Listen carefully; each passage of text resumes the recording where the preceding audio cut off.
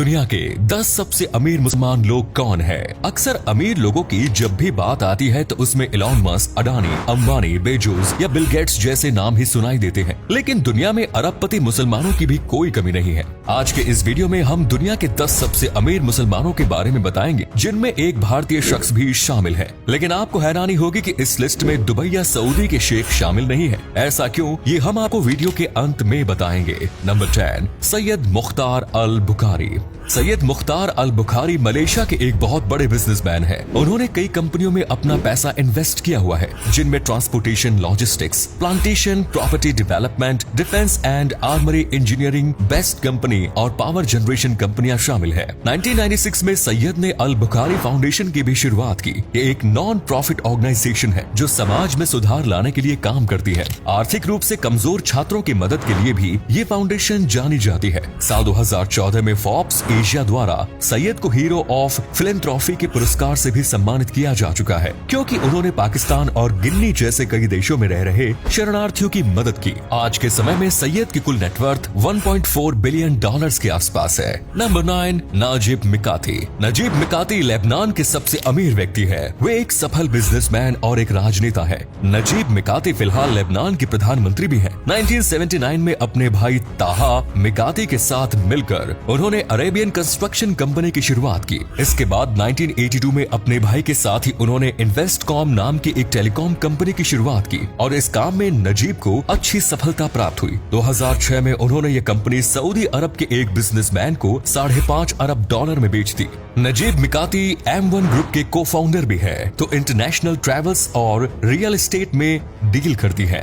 नजीब मिकाती के ऊपर भ्रष्टाचार के भी कई आरोप लग चुके हैं। आज लेबनान की आर्थिक स्थिति बेहद ही मुश्किल दौर से गुजर रही है। वहीं बात करें नजीब मिकाती को तो उन्हें इससे शायद कोई खास फर्क नहीं पड़ता, क्योंकि उनकी कुल संपत्ति आज 2.9 बिलियन डॉलर्स है। नंबर 8, शाहिद खान। हमारी लिस्ट में अगला नाम शाहिद खान का है, जिन्हें पाकिस्तान का अंबानी भी कहा जाता है, क्योंकि पाकिस्तानी मूल के दुनिया के सबसे अमीर व्यक्ति है। 16 साल की उम्र में उन्होंने लाहौर छोड़कर अमेरिका जाकर पढ़ाई करने का फैसला किया। इंडस्ट्रियल इंजीनियरिंग की पढ़ाई पूरी करने के बाद वो फ्लेक्स इन गेट नाम की कंपनी में इंजीनियर का काम करने लगे और यहाँ पर उन्होंने अपने आइडियाज से खूब नाम कमाया। 1980 में उन्होंने लोन लेकर बम्पर वर्क्स नाम की एक कंपनी खोल ली और कुछ ही समय में उनकी कंपनी के बम्पर अमेरिका की 60% गाड़ियों में इस्तेमाल किए जाने लगे। आज शाहिद 14 कंपनियों के मालिक है। साथ ही जैक्सन विली जैगवार्स और फुलहाम FC फुटबॉल क्लब भी उन्होंने खरीदे हुए हैं। शाहिद खान की कुल नेटवर्थ 9 मिलियन डॉलर्स है।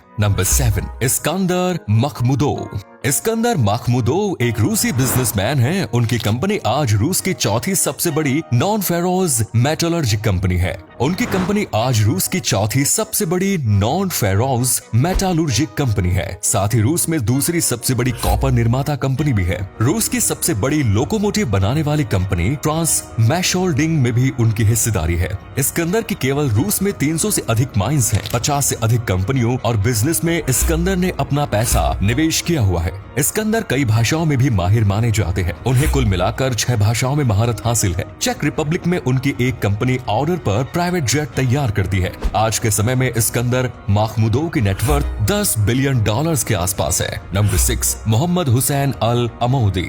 बहुत पैसा और किसी देश का सबसे अमीर व्यक्ति होने के बाद भी आपको जेल की हवा खानी पड़ सकती है। मोहम्मद हुसैन अल अमौदी इसका बेस्ट एग्जाम्पल है। मोहम्मद हुसैन इथियोपिया के सबसे अमीर व्यक्ति है। सबसे पहले उन्होंने इथियोपिया में रियल एस्टेट और कंस्ट्रक्शन के काम में हाथ आजमाए। इस काम में उन्होंने अच्छा पैसा कमाया। इसके बाद हुसैन ने सऊदी अरब के साथ हाथ मिलाया और इथियोपिया, मोरक्को और स्वीडन जैसे देशों में ऑयल रिफाइनरी का काम शुरू किया। साथ ही गोल्ड माइनिंग का काम भी हुसैन द्वारा शुरू किया गया। मोहम्मद हुसैन एक टायर मैन्युफैक्चरिंग कंपनी भी चलाते हैं। साल 2017 में इनके ऊपर गलत तरीके से सऊदी अरब की नागरिकता पाने के आरोप लगाए गए हैं और उन्हें 14 महीने जेल में भी गुजारने पड़े। बाद में 2 बिलियन डॉलर्स लेकर उन्हें रिहा किया गया। मोहम्मद हुसैन अल अमौदी की कुल नेटवर्थ 11 बिलियन डॉलर्स है। नंबर 5, मोहम्मद बिन ईसा अल जाबेर। मोहम्मद बिन ईसा अल जाबेर साल 2013 में बिलियनियर बने। वो MBI इंटरनेशनल होल्डिंग के चेयरमैन और CEO हैं। इसके अलावा एक रेजिडेंशियल डेवलपिंग कंपनी भी वे चलाते हैं और एग्रीकल्चर कंपनी आजवा के भी वे मालिक हैं। अरब में उनका ऑयल और पेट्रोलियम का भी काम है। साथ ही इस्लाम धर्म के पुराने मैन्युस्क्रिप्ट्स के संरक्षण का काम भी मोहम्मद बिन ईसा की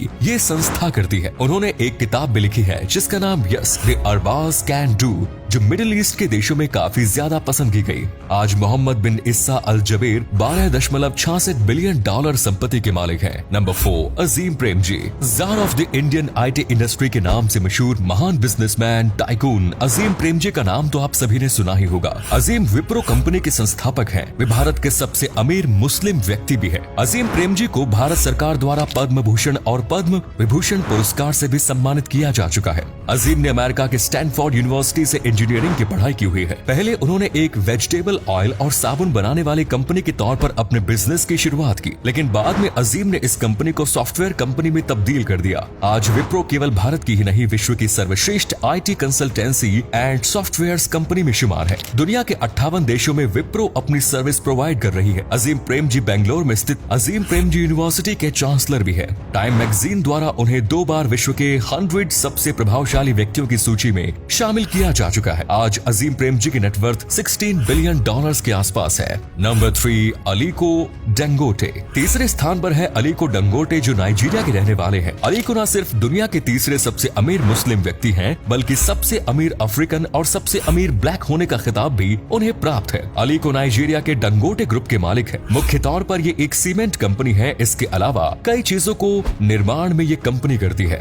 अलीको लेकिन सिर्फ इस कंपनी के इतने अमीर नहीं हुए हैं। आज के समय में हर फील्ड में अलीको ने पैसा लगा रखा है। Real estate, banking, transportation, textile, oil, petroleum and gas से लेकर टेलीकम्युनिकेशन सभी कंपनियों में अलीको ने निवेश किया हुआ है और यही एक असली बिजनेसमैन माइंडेड व्यक्ति की पहचान होती है। अलीको डंगोटे की कुल नेटवर्थ 20 बिलियन डॉलर्स है। नंबर 2, सुलेमान कैरिमो। सुलेमान रूस के सबसे अमीर मुसलमान होने के साथ साथ दुनिया के दूसरे सबसे अमीर शख्स भी है। सुलेमान का जन्म सोवियत संघ के डागेस्टन क्षेत्र में हुआ। सुलेमान ने आज के समय में अपना पैसा एयरलाइंस कंपनी और बैंकिंग सेक्टर्स में निवेश किया हुआ है। इसके अलावा भी कई यूटिलिटी सर्विस कंपनी में सुलेमान का पैसा लगा है, लेकिन सुलेमान ने सबसे ज्यादा पैसा पॉलियस गोल्ड इंटरनेशनल कंपनी के जरिए कमाया। इस कंपनी में उनकी हिस्सेदारी 77% है। ये गोल्ड और डायमंड की विश्व प्रसिद्ध कंपनी है। आज सुलेमान की कुल संपत्ति 24 बिलियन डॉलर्स है। सुलेमान रूसी राष्ट्रपति पुतिन के भी काफी करीबी माने जाते हैं और अमेरिका का तो ये भी कहना है कि पुतिन अपना सारा पैसा सुलेमान के पास ही रखते हैं।